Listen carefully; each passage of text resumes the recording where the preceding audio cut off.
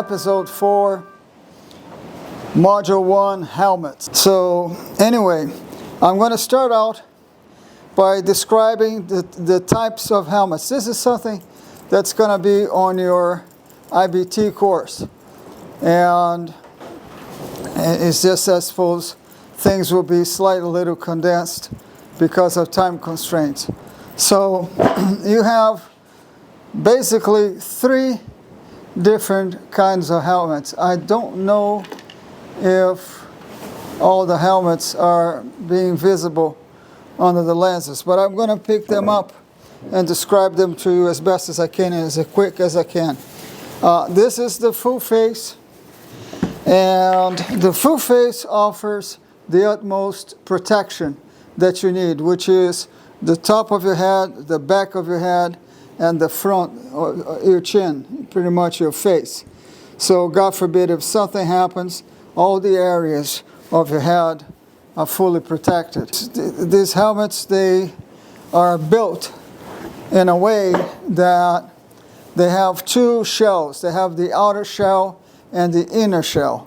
And the inner shell is to match your head shape, something that you probably never heard of, that manufacturers, they base themselves on some specific head shapes.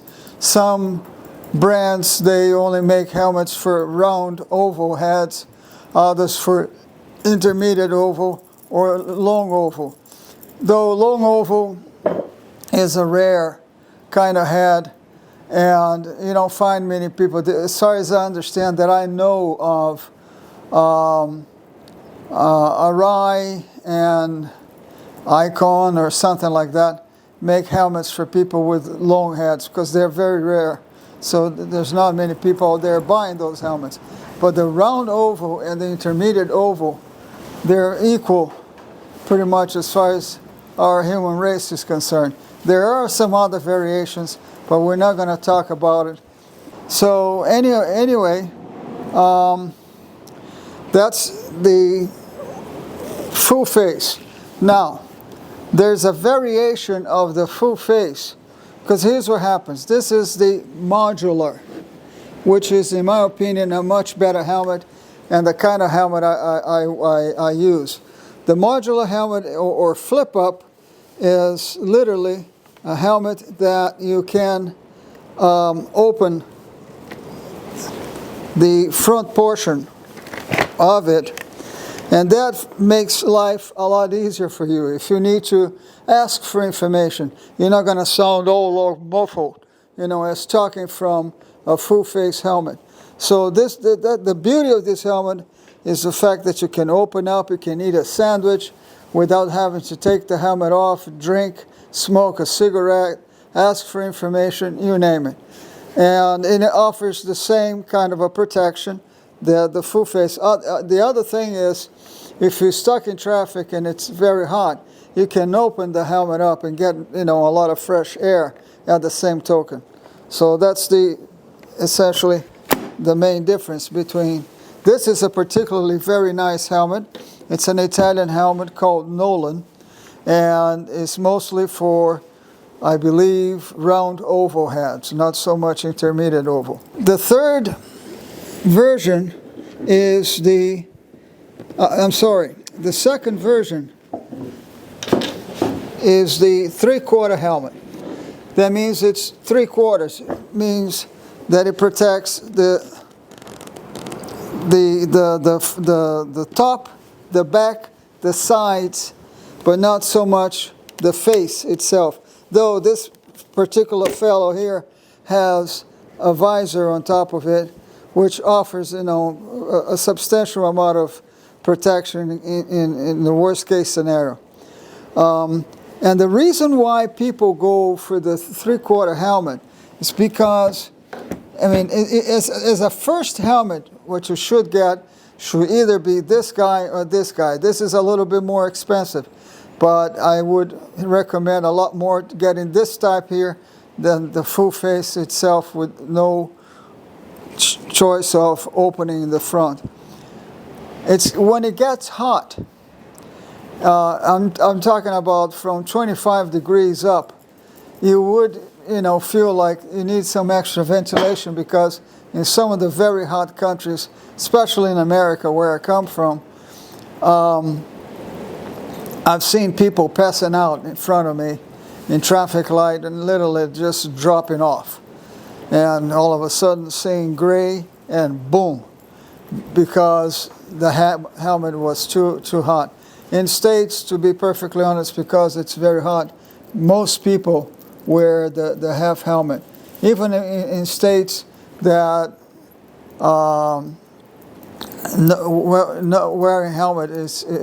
wearing no helmet is allowed, I, for instance, still would have something like this, because it's fresh enough, it's cool enough, there's no justification not to wear it, and at least you have some form of protection. I'm going to read here a little bit the different types. So in other words, there's different types that just explain the various kinds of materials.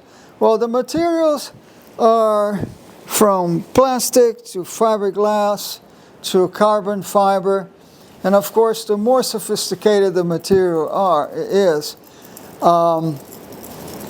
the more protection you have, the more expensive it's going to be. Like, for instance, helmets like this kind here, they have a sort of a conglomerate of materials to protect specific areas and everything. And they are built to self-destruct. So in other words, if you have a small accident and you think that you can still use the helmet, but you happen to hit your head on the ground, you should replace the helmet and not keep it. But like I said, the helmet is the most important organ in your body, and you should absolutely not hesitate to spend the money in getting something that will fully protect you. Now, these helmets, they have to go through a certification process. So in America, it's called the DOT certified, like what this guy here says in the back of it. Okay? Now there's a DOT certified for American helmets. European helmets, it's the ECE 22 or 23, which is a German certification. It's superior to the American, to be perfectly honest. These guys, they have a minimum required to sustain an impact at 55 miles an hour. This guy is here, I'd say up to 70, 75 miles per hour. And then you have a third version, which is called Snell. Snell is the racing certification. In other words, if you want to go into a racetrack, you have to be wearing a Snell certified helmet, which can sustain impacts over 100 miles an hour. I don't know the specifics, but at least it's over 100 miles an hour. And you would say, well, those helmets would be very expensive. In many occasions, they are. But you find a lot of brands that make Snell certified helmets and sell for a very competitive price. So don't hesitate to look around for a Snell certified helmet. You might be surprised that you find things sometimes even less expensive than ECE 20. It doesn't mean that these guys are not good enough. They are good enough. But, some people, they have aspirations to go fast. They like to ride race-oriented type of motorcycles, and they should be wearing Snell certified helmets. But for most folks, most people that just, ride motorcycles for the pleasure of it, ECE 22 or DOT is more than plenty. Because you see, like the DOT, the minimum requirement is 55 miles an hour. But it doesn't necessarily mean that they're not built superior to that minimum requirement, and a lot of them are. I would say the HJC, for instance, full face or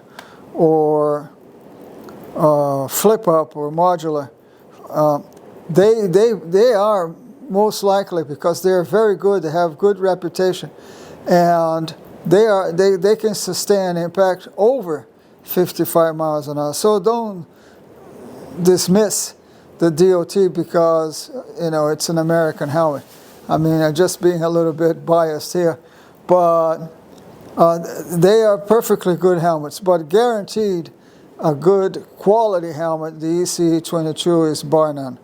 And a lot of you know, Japanese helmets are certified as ECE 22, and then you have the European made, of course, helmets in the process, like this guy, the Nolan, the Carberg, the Schuberth. Schuberth is actually a helmet. I have one, the C3. Now they have the newest version, which is a C5. That's what Michael Schumacher, who, you know, used when he quit Formula One and decided to race motorcycles. That's the helmet that he wore, and it's a fantastic. It's considered to be one of the most quiet helmets in the world. So in any case, so the European helmets can put a lot of people, a lot of competitors, you know, in the pocket. So that's the major difference between, you know, these 3 or 4, you know, candidates here. The head shapes. So what I'm going to explain in this video is the ability that you will have once you finish watching it to purchase a helmet without having to commute yourself to a motorcycle shop and try each helmet on your head. If you know the basic determinations that will make a helmet perfect for you, you can pick that over the internet and you're going to get it right every time. So the first thing that you need to know before you purchase your first helmet is the measurement of your head. That's absolutely crucial. So the way you go about it, you ask a friend to help you out, and you get a seamstress measuring tape, and you put the tip, the first part of it against your head, between your eyebrows and up a little bit above, and wrap it around your head, around the pointiest part of your head, all the way around. That's your measurement. If you're in States, that would be in inches or imperial. If in Europe or any other country, I suppose, would be metric. So you have measurements such as like 58, 59 centimeters, 57 centimeters.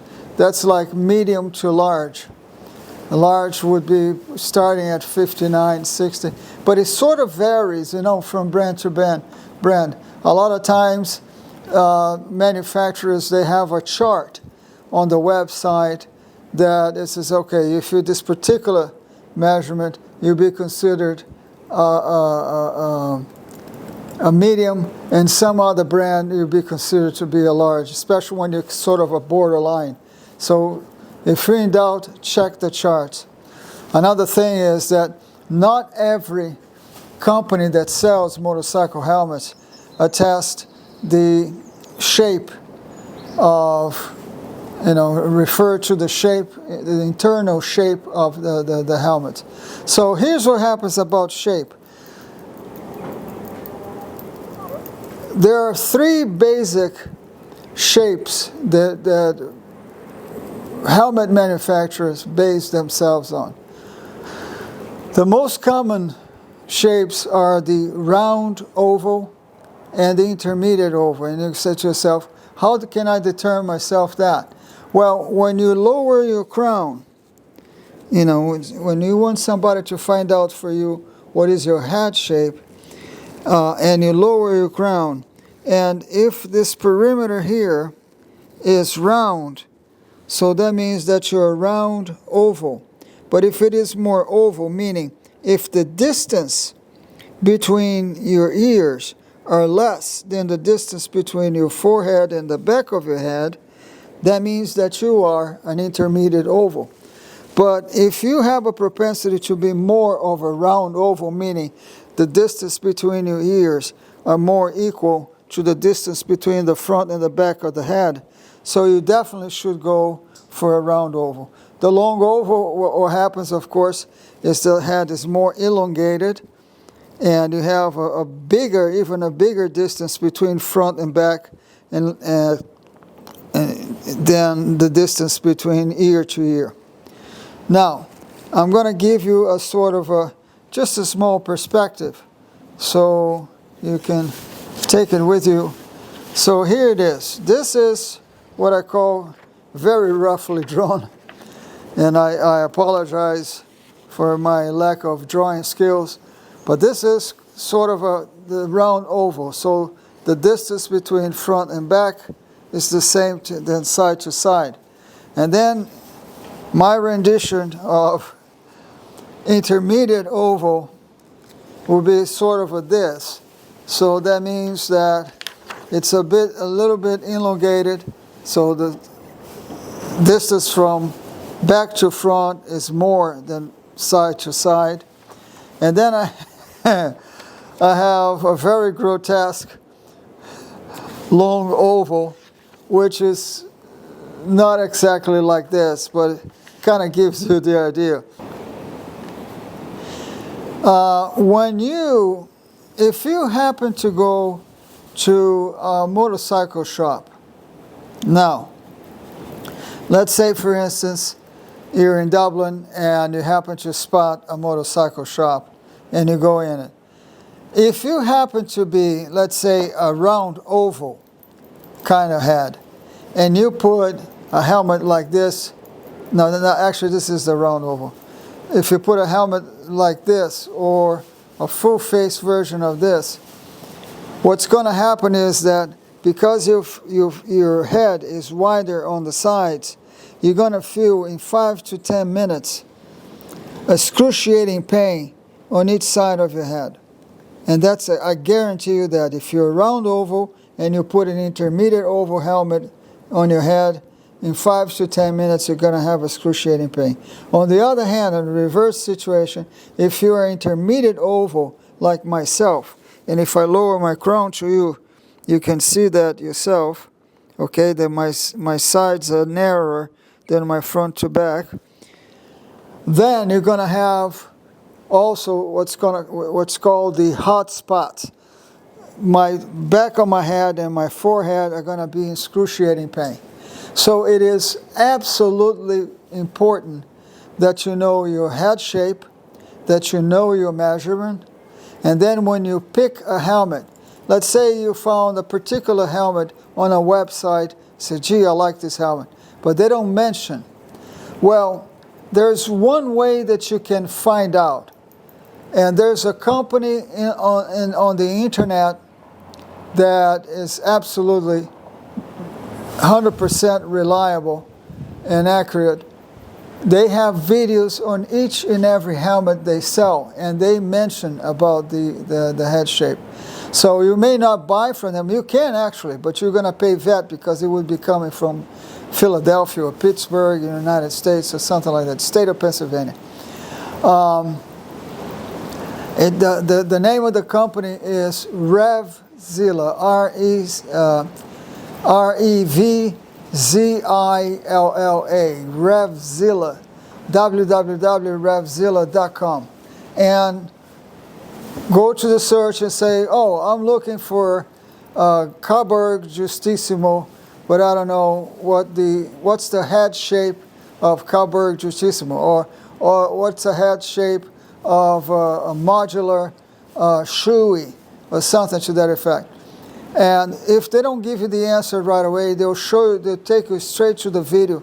You listen to the video, and the guys go, oh, this is so-and-so or so-and-so, round oval or intermediate oval, something to that effect. That's one way to find out. Or you can send an email to the company, such as, for instance, in England, designerhelmets.com. And I've contacted them in the past about helmets, and they were very kind and replied to my request, and they would say, oh, this helmet is such and such, such and such. So don't hesitate to contact the company, because once you buy it, it's a pain and neck to return and everything. Okay, the other aspect about helmets that you need to know is this. You want to get a helmet that's perfectly associated with the type of motorcycle you're going to buy. And you're going to think, how the hell does that, apply? Here's what happens. When it comes to full faces, meaning modular or the full face itself, there's the element of ventilation, and ventilation is absolutely crucial. Of course, if you have a 3/4 helmet or a half helmet, that doesn't apply. But what happens is this guy in particular, okay?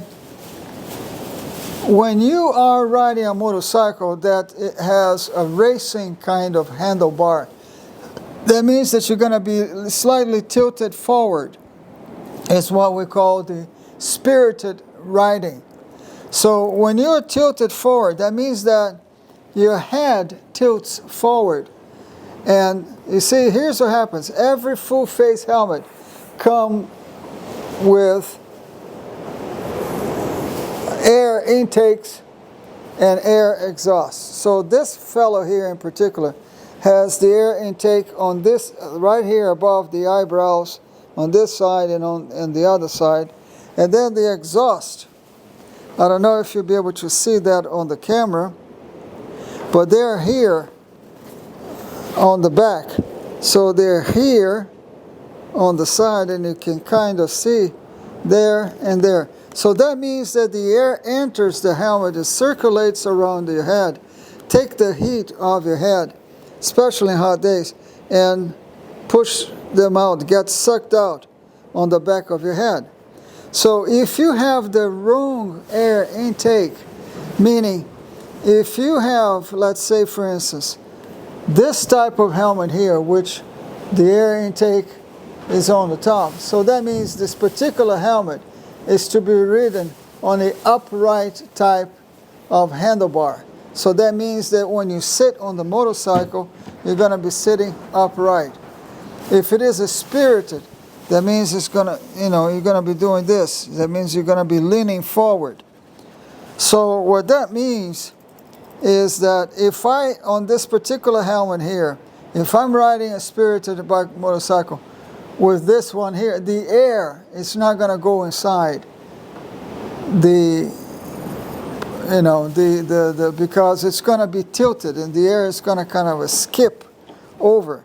So if it is more upright, sort of a level with the road, the helmet takes the air a lot better and it circulates better and exhausts, exits, a lot better. So make certain that first of all, you know the type of motorcycle you have in mind. If it is a cruiser, if it is a cruiser type or upright type of handlebar like a Suzuki Bandit. Suzuki Bandit is a very, let's say, energetic kind of motorcycle, put it this way. But it's not a racing bike so much. And like the Suzuki GSX-R, that already comes with a racing fairing, because there's the GSX, which is a cruising version, and there's the GSX-R, which is a spirited version. So these are fantastic motorcycles, bulletproof and all, but you need to know what kind of riding you're going to do so you get the appropriate helmet, for that matter. So this is very important. And another thing, just a quick note, make certain whichever motorcycle you buy, and this is absolutely important, never ride a motorcycle that when you sit down, you happen to be tiptoeing. Tiptoeing is an invitation for an accident, for dropping the motorcycle, breaking a leg, or burning yourself really bad. Any motorcycle that you ride, you want to make certain that your feet are well planted on the ground, meaning that the toe and the ankles are absolutely flat on the ground, and preferably with a slight bend on the knee. You don't want to have the leg all the way stretched out, because that itself, it's not really idyllic. It's a lot better than tiptoeing. But you really have to make certain that whatever motorcycle you're interested to buy, and I recommend people to buy motorcycles before they finish their IBT training, because, oh, well, yeah, I'm going to buy a bike in 2, 3, 4, 5, 6 months. If you do that, it's the old proverb, if you don't use it, you lose it. And a lot of information, especially a person like myself that will bombard you with a lot of information, all that stuff will evaporate. So, or at least 70% of it. So, my recommendation is purchase a bike either the week after you finish your IBT training or while you're doing your IBT training. But make certain that your feet are flat on the ground. Most motorcycles that I can think of, they have about a 31, 32 inch. Some of them are 29, which would be perfect for most people. But if you have some height limitations, be careful, because a lot of the bikes that you may like, they may have about a 31 inch height. Now, yeah, you sit in a motorcycle and the motorcycle kind of sinks in a little bit with your weight. That is helpful. So that means that 31 could be down to a 30. Now, I wouldn't say 29 unless you're very heavy. But a lot of times, depending on your height, depending on your weight, it kind of goes down about between a quarter to 1 inch, meaning between 1 centimeter to 2.5 centimeters, coming to something to that effect. Okay? But not much more than that.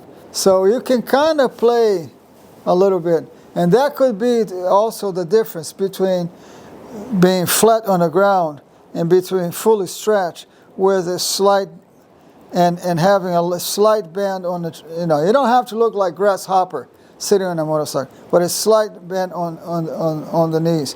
And that's really important, because it helps for you to straighten the bike up and having to put down, you have a little bit of leg to stretch, and push yourself out of a bad situation.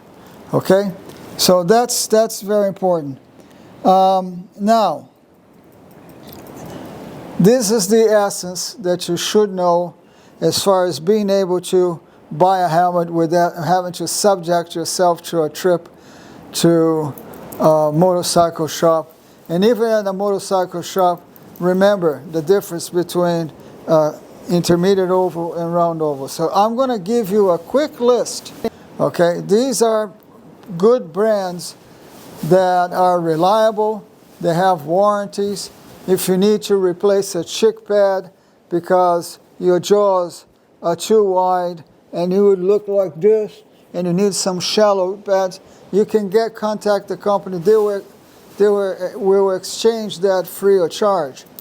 Okay, or the other round, or if the helmet is wobbly in your face and you need some thicker pads, they will do that for you.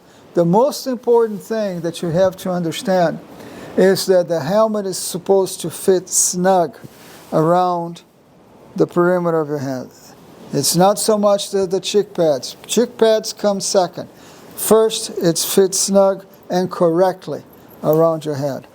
So anyway, I'm going to now give you a bunch of names of helmet makers. And I could put this listed at the bottom or whatever it is, on YouTube.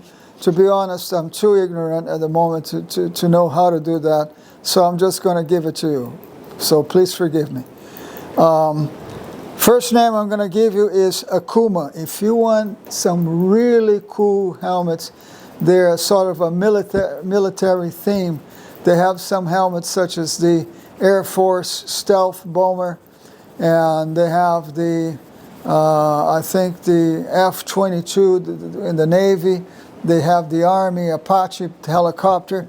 And they're really cool helmets, but you only get them in States, unfortunately. I don't know if they will ship to Europe. So Akuma, A-K-U-M-A. AGV, it's an Italian brand. They're nice helmets, not the quality of a Shoei, I'm afraid to say, and they have a lot of variations of some of these guys, but they're cool. They're good helmets, just the same. Arai is a very reputable Japanese brand and very expensive, but you pay what you get. Okay, and I don't think that you'll be able to find modular. I'm not certain. They probably make them now. Bell is an American brand. They have a manufacturing facility in the United States, and I believe also in Italy. The Italy one, they're absolutely fantastic. It's, you know, they're lined up with nice leather and stuff, while the American ones, they are with lined with fabric. That's because of the hot states, and you know.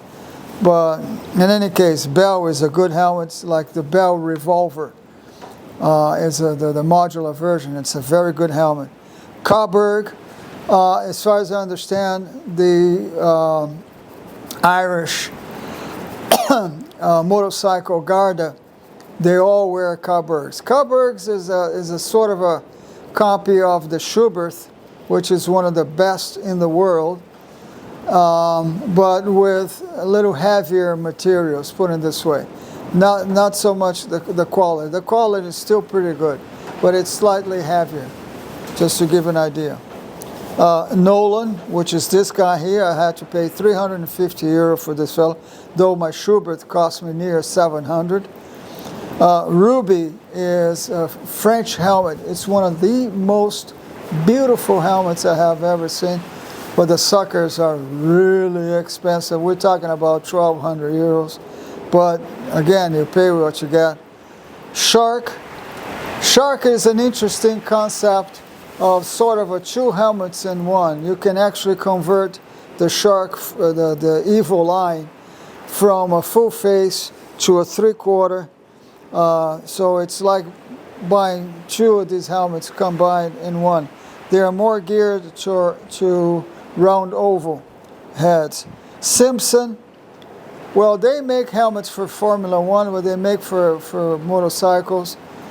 The Formula One are like made out of carbon fiber. You can shoot the suckers and it won't put a hole in it. Then Schubert is the one that Michael Schumacher used to have. Great helmet. It's the one it's my favorite. That's what I wear. HJC, American, very good quality, and it's more for a round oval kind of head. And then the Shoei. Shoei is more geared to intermediate oval. These are the 12 options, that personal options. There are hundreds of brands out there, but if you get one of these options here, you're in good hands. So there was one last thing I wanted to convey to the audience. It's the list of places where you can buy helmets, the options you have. The most logical place would be Newry in Northern Ireland, a company called Crossan Motorcycles. They actually ship all over the country, especially Ireland itself, Northern Ireland, Republic of Ireland. You can get your helmets from other companies in Europe, which I'm going to mention anyway. But in Ireland, you have Crossan Motorcycles in Newry, and the website is called the Visor Shop. You just Google the Visor Shop, and you get the website, and just go for it. The other company is a British company, but very reputable. I've been dealing with them for years. It's called the www.designerhelmets.com. Great company to deal with. Another one, it will take you a little bit of, I've had helmets that came to me in 2 days from Designer Helmets. The other company is called Lewis. It's a German. It's been in business for 70 years. www.louis.de,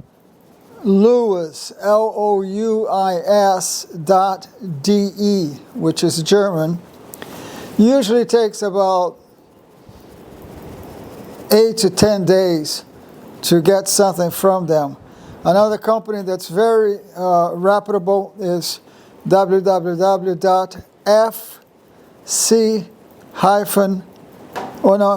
sorry. I think it's fc-moto fc.moto.de or fcmoto.de. Great company. They have an English version on their website, no more than Lewis. It's a good option. There's another company from Birmingham or Manchester in UK. It's called Ghost Riders Motorcycle Equipment or something to that effect. Google that. You should be able to get a website for them. Irish companies, you have motorcycles.ie, allmoto, allmuto, allmoto.ie. And then the last one is eBay. So if you want to get a specific helmet, you're having a hard time finding other websites, go on eBay and say, looking for modular Nolan in white model, what is it now? N100-5. Let's say you're looking for this. You might be able to find this helmet here for 30, 40 euros less than you would on the website if you specifically look for a particular helmet on eBay. The only difference is that helmets have so much of a lifetime. Doesn't matter if you never put in your head, doesn't matter if you take out, there's a normal process of delamination, of deterioration on helmets. Unfortunately, I hate to say that. So a helmet like this can last you 8 to 10 years, while something like this, 5 to 6 years. And this guy, if it gets 5 years, it's much. This is a cheapie that I paid $35 for it. And this I paid a little over $100 dollars. And this I paid 350 euros. So you pretty much pay what you get. But you see, helmet companies, they only keep their helmets for so long. So if they've been on the shelf for more than a year or 2 years, they advertise them on eBay. You get them for a little cheaper. You're still getting a pretty good helmet. It should last you long enough. But there's a possibility you might be getting an old helmet. So buyers beware. But you do get good quality out of eBay just the same. So thank you very much for your patience, for staying with me all this time. And I'll see you next time. Goodbye. Best of luck.